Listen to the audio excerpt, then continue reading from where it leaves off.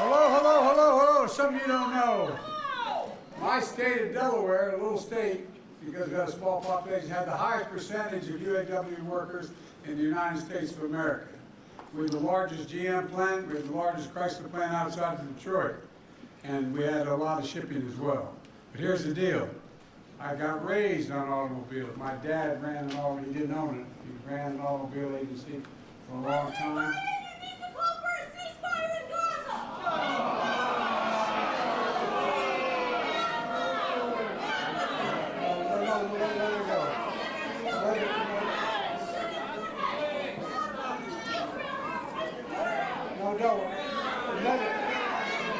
It's okay. Anyway.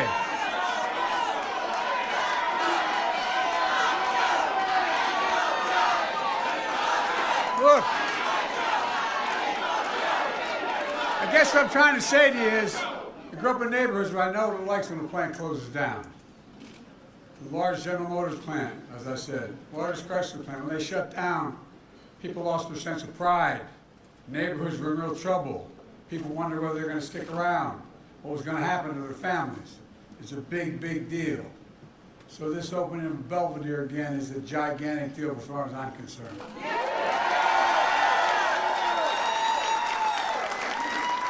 Matt, the UAW in Boone County is lucky to have you, pal.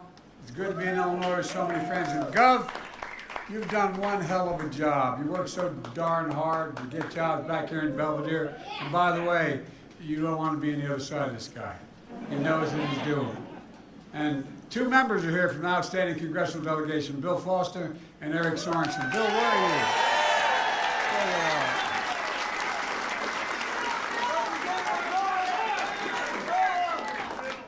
Representative Bella. Representative Bill. Didn't know he's here. And one of your great senators, where are you? I'm sorry, man. And two of your great senators, Dick Durbin and Tammy Duckworth, can't be here because they're in Washington voting, but I they had to stay back. And by the way, they fight tirelessly for the people on board, and Durbin busted his neck in this job too as well. Look, folks, they've worked non-stop to bring good jobs back to Belvidere. Two people of my team are here who did so much to support UAW negotiations. Our acting Secretary of Labor, Julie Sue, where are you, Julie, and Gene Sperling. I think Sean will tell you they did a hell of a job, and thank you to all the state and local leaders here today. But most of all, to the members of the UAW, you're tough as they come. First outfit ever endorsed me as a 29-year-old kid when I was running for the United States Senate, and but in my whole career. You know, the fact is, it starts at the top though, with Sean Fain. Sean, you've done one hell of a job, pal. When I called Sean to congratulate him on this historic deal with the big three automakers, he said the credit goes to all of you out there, and it does. And it may be true, but it doesn't hurt to have a leader with a backbone like a ramrod.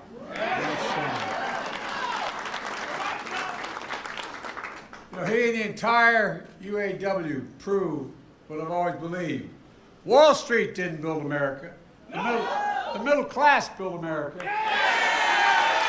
And unions built the middle class.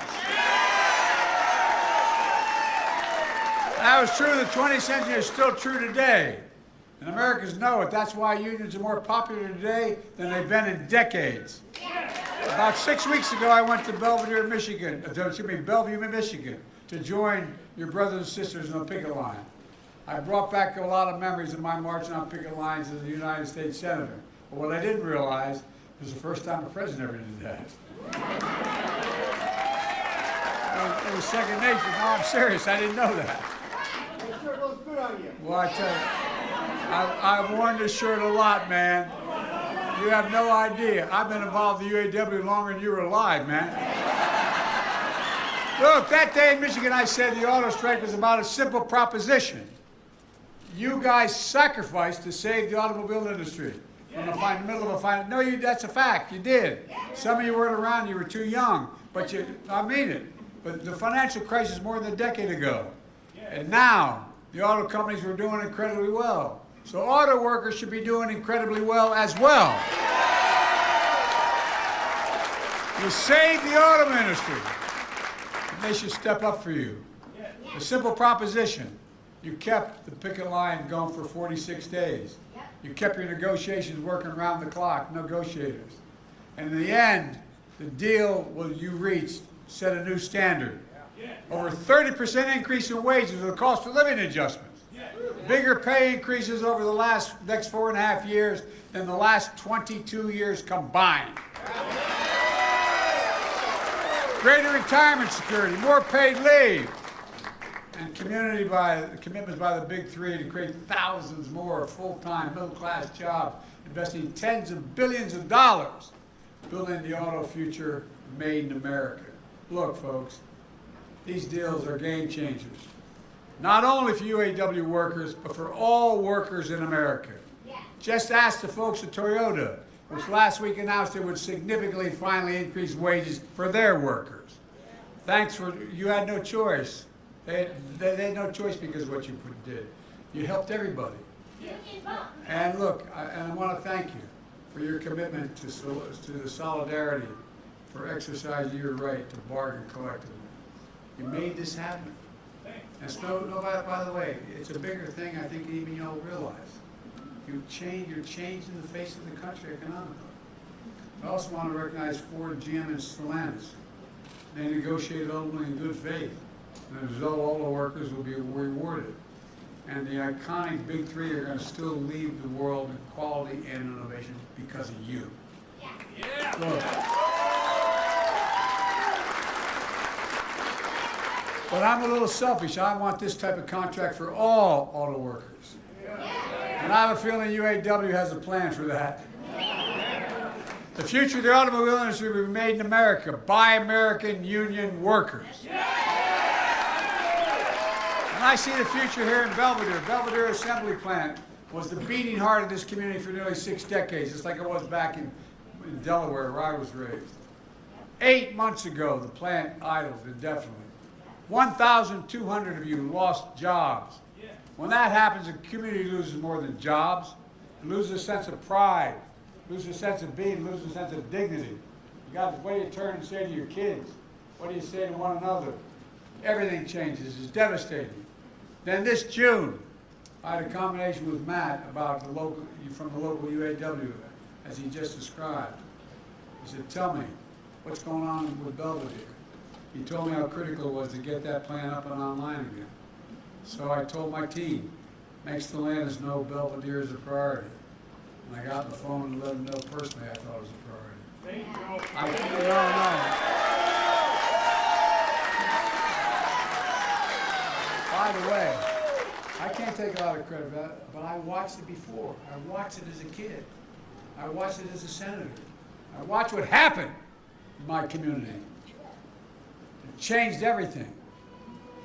The state had a lot of other things going, but those folks were hurt badly. I can tell you one thing. It was my priority for you as well as a priority for all of you. That's why I personally brought it up with Mark Stewart, the head of North American Stellantis. Meanwhile, the UAW fought like hell to get these jobs back.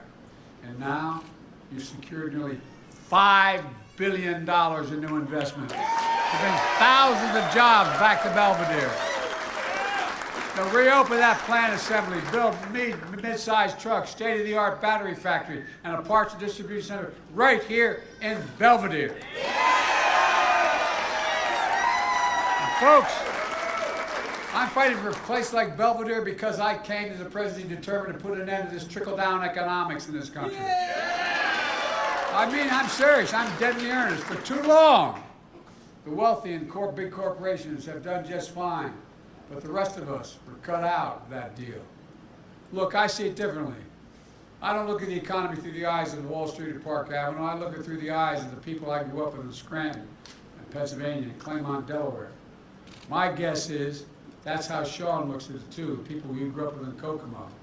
Look, That view is that American workers are ready to work harder than anybody else, but they just need to be given a shot, a fair shot and a fair wage. That's not too much to ask. You okay? I want the press to know that wasn't me.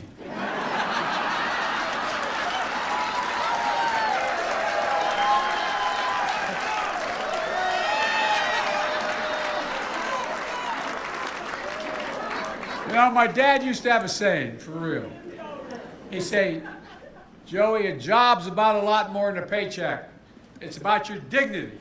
It's about, no, it really is. It's about respect. It's about your place in the community. It's about being able to go home and look at your kid in the eye and say, honey, it's going to be okay, and mean it. Well, guess what? That's exactly what's happening in Belvidere again. With this UAW contract, you'll be treated fairly. You'll get a fair share of what you produce, and you'll get the dignity and respect you deserve right here at home.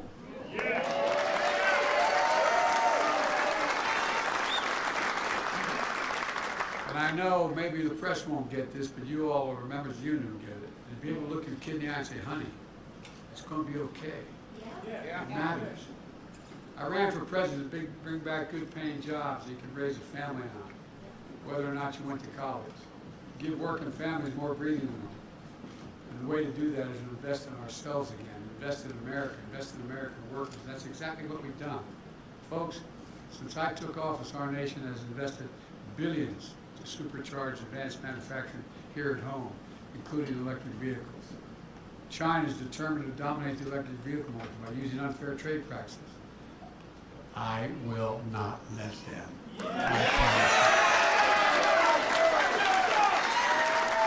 I mean it. Look, let me give you an example. America invented the semiconductor, those little computer chips about the size of the tip of your little finger. They power everything in our lives, from cell phones, the refrigerators, the automobiles. As many as 3,000 are in a single electric vehicle. And over time, we went from producing 40, we invented the damn chips. No, we did. We invented them here in America. We used to produce 40% of them. Now we're down to 10%. We saw what happened in the pandemic when we couldn't get those chips, remember? Yeah. People didn't know what else supply chain meant. We all know what supply chain means now, don't we? Well, I was determined that no supply chain is ever going to deny us because it's going to start here in America, the supply chain. And I really mean it. I literally went around the world convincing chip manufacturers in other parts of the world to come and invest in America. The end result is companies around the world are investing $200 billion to increase chip production. And by the way, they're going to produce a whole hell of a lot of jobs. So you know those fabs they call them, the factories they build, like the one they're building west of Columbus, Ohio? Guess what? They employ thousands of people. And you know what the average wage in there is? $112,000, and you don't need a college degree. And then I kept talking about science. How can you be the leading country without investing in science and research? And because of the CHIPS and Science Act, which I put together and signed into law, the United States is going to invest another $50 billion to manufacture these semiconductors at home. Now we'll be able to ensure we have a supply chain in a nation that we can rely on. Then, thanks to the bipartisan infrastructure law, which is over $1 trillion, guess what? We're building a network of 500,000 electric vehicle charging stations all across America by your brothers and sisters, the UAW, and that's a first-rate outfit.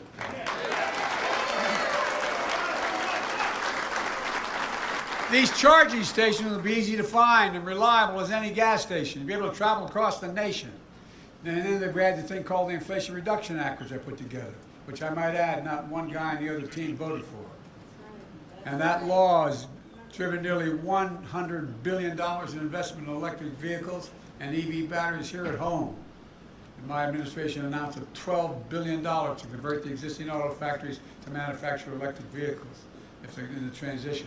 Because I strongly believe when a company transitions to a new technology, they should retool, reboot, rehire in the same factories with the same workers in the same community that existed there before. Yes.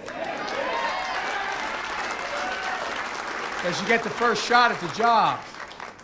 That's what you made happen here in Belvidere, and it should happen all across America. Let me tell you all the investments we're paying for, we're paying off. Sales of electric vehicles here at home have tripled since I took office. 80% of electric vehicles on the road today were made in America. And that means good paying jobs for American auto workers. That also means, let's think about this. When my predecessor, the distinguished, anyway.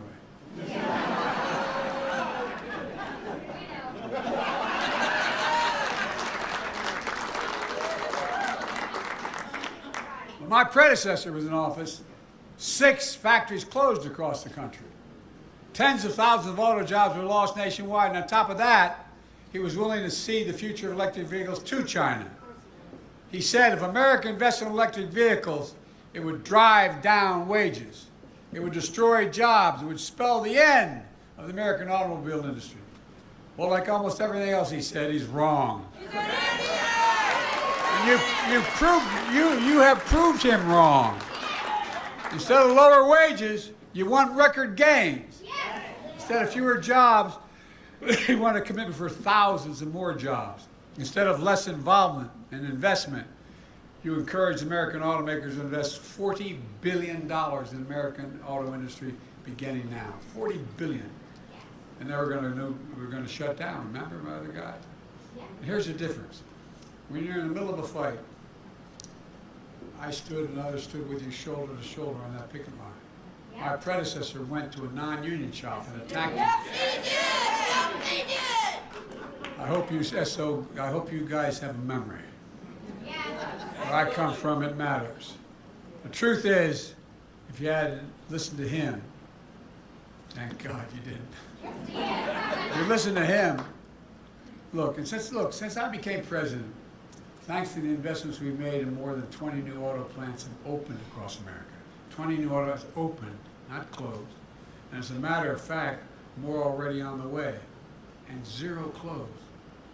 My administration will keep working to make sure UAW has what it needs to outcompete China and everyone else in the world. I reminded other world leaders it's never been a good bet to bet against America. It's never been a good bet. Not a joke. Not a joke. When we invest in America and Americans, we never lose. Look, it's been true through our history, and it's still true today. Folks, you know what I knew growing up. For too long, the economy hasn't worked for working people in the middle class. And again, that's why I'm determined to build an economy, to build from the middle out and the bottom up, instead of the top down. Not a whole lot trickled down my dad's kitchen table from that trickle-down economics. When we do that, the poor have a ladder up, middle class does well, and the wealthy still do very well, even though they don't pay their taxes. So they got to start paying more tax. We all do well and America prospers. And the critical piece of growing the economy is worker power. I'm not just saying that. From an economic standpoint, it's worker power. You know the agreements forged by Sean and the brothers and sisters of the UAW show how collective bargaining gives workers a seat at the table. When that happens, you ensure your wages and compensation honor your contributions. And your employers succeed as well. They don't lose, they succeed. They do better. They secure the pay and benefits you can raise on family on. Retire with dignity. And I might add, the deals you struck show how collective bargaining works for companies as well. Look, the strong relationship between workers and management can mean record profits leading to record contracts. We're seeing it across the board, from UAW to rail workers, to port workers, to Teamsters, to health workers, to writers. You see they settled a strike in, you guys are really a harbinger. They settled a strike in Los Angeles. Now you'll be able to see whatever the hell you want to see. But look, it matters. I asked the U.S. Department of Treasury to do a full-blown study to determine, and they recently released a report showing that how unions are not just good for union workers, but non-union workers as well. You're right, no, but everybody, for the longest time, you know as well as I do, 10 years ago, the reason we were in trouble was unions. It's the exact opposite. Unions raise the standard across workplaces and industry, pushing up wages and strengthening benefits for everybody. whether you're a union member or not. So let me close with this. Our economy has made strong gains since I came to office. We have the strongest economic growth and the lowest inflation rate of any major economy in the entire world. We got more to do. We got more to do. But our economy grew, we'll bore you with a statistic, 4.9% last year. That's the highest growth in 2 years. More people are working today than ever in the United States of America. More. Unemployment has been under 4% for 21 straight months. That hadn't happened in a long time. Inflation has come down 2/3 since last summer. And it's going to come down more. And wages are actually going up. Not just in your industry, but wages are going up. It's a fancy way of saying is median household wealth has grown by 37% since the pandemic, meaning people are better off, 37% better off. We have more to do. We're finally building an economy that works for the people, working people, the middle class, and as a consequence, the entire country. When you look out at all of you in the communities like Belvidere, I see real heroes of your story. You know, you, the American worker, you're the American people. Because of you, I can honestly say, and I mean this from the bottom of my heart, I've never been more optimistic about America's future than I am today. And I know I only look like I'm 30, but I've been around a long time. We have to just keep going. Think about this. Is there ever anything America said its mind to as a nation we've done together we haven't succeeded? Not a joke. Ever. Anything. Well, you know, Donald Trump often says we're now, quote, we're now a failing nation. We're a nation in decline. And by the way, the reason I mention it is these MAGA Republicans, I don't know where they come from. No, I mean it sincerely. But that's not what I see. I, like you, I know this country. I know what we can do. And folks are given half a chance. That's why I'm so optimistic about our future. We just remember who we are. We are the United States of America. There is nothing beyond our capacity if we work together. Nothing, nothing, nothing. And you're making it happen. God bless you all. May God protect our troops. Thank you. Thank you.